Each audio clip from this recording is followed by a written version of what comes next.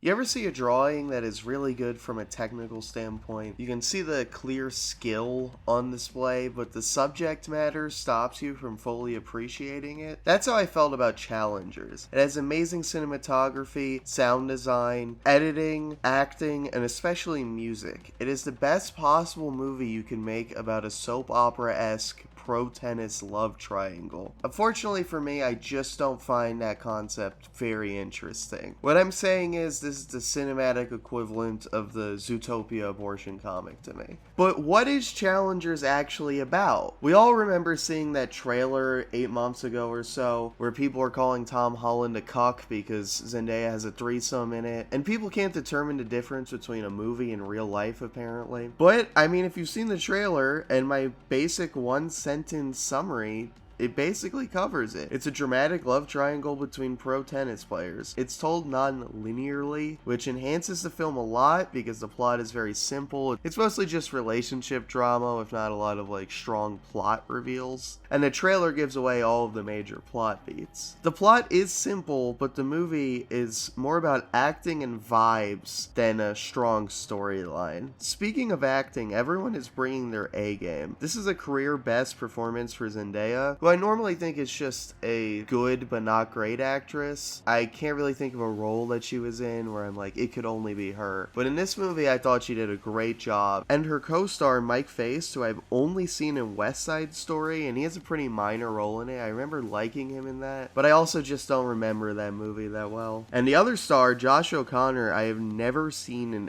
anything, are giving great performances and make the roles feel real and believable. I think it would have been very easy to give a dramatic, over-the-top performance with a film like this, with the soap opera-esque plot, but I think they both play it with the right mix of subtlety and then, explosiveness when it's necessary. And the structure and writing of the movie also really puts a spotlight on their acting, because they are the only three characters in the movie. Everyone else is essentially a featured extra with barely any lines. So the movie really does hinge on their performances and lives or dies by it, because if they were bad, it would drag the movie down a bunch. But because they're good, it's a great showcase of their talent since it's entirely focused on their acting. This movie has some of the best sound design I have ever heard. It's most noticeable during the tennis scenes, where the use of surround sound speakers in the theater are amazing. When the ball lands on the other side of the court, you can hear a ball sound effect at just the right level where it actually sounds like it's behind you, because it's, in the back speakers of the theater. But there are more subtle, great sound design as well, like when they're in a public,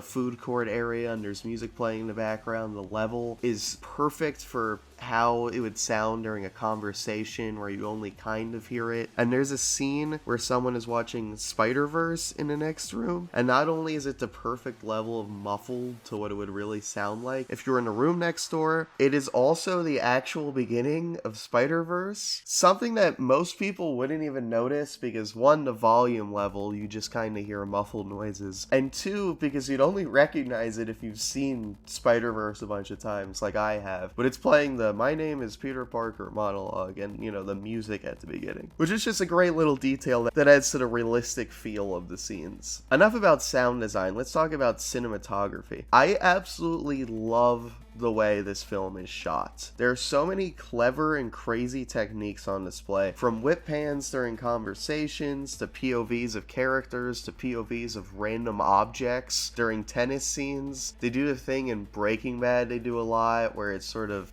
something's on the ground and it's shot through a clear pane, like you're underneath whatever's going on. Once again, it's most noticeable during the tennis scenes, but they still use fun techniques to always have the camera being dynamic during the dialogue as well. The movie always has a trick up its sleeve. I wish that more movies were shot in this dynamic of a way. Back to sound, the score is incredible. It's so good I'm planning on downloading and listening to it. It's mostly aggressive techno music that sounds awesome, and it elevates the film a lot. This isn't to say that it's overbearing either, though there were some scenes where the dialogue is a little drowned out by the music, which is a problem. It's only a few times. For the most part, the score is not overbearing. The film understands the value of silence during a dramatic scene and like a lack of score, which gives the film some weight and realism during the dramatic scenes. There is one thing I did not like about the movie though, and I mentioned it earlier, that being the writing and plot. The movie is incredibly melodramatic, has unlikable characters, and I generally just did not care about a lot of the major plot beats. That's more of a personal taste thing than an actual flaw with the movie. If you like this kind of movie, this will probably be one of your favorite movies of all time. The movie's so expertly crafted that if someone said that this was their favorite movie, I would understand them. My issues with it are more of a personal taste thing, where I just don't care about the concept or the plot. Normally I do care mostly about execution, but for some reason in this case I just couldn't connect with the movie as much as I'd like to, and found myself getting a little bored with the plot at times, thinking that it was kind of drawn out. I would still definitely recommend this movie, even if you're not interested in the concept like I am. I still think there's a lot to enjoy about this movie, just to see all the great techniques on display and just the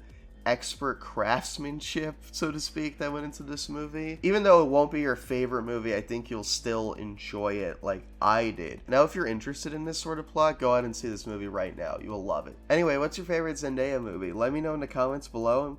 And if you like this video, check out my video on the Roadhouse remake, I guess. I don't know, I haven't really reviewed anything similar to this movie. Anyway, thanks for watching. Bye-bye.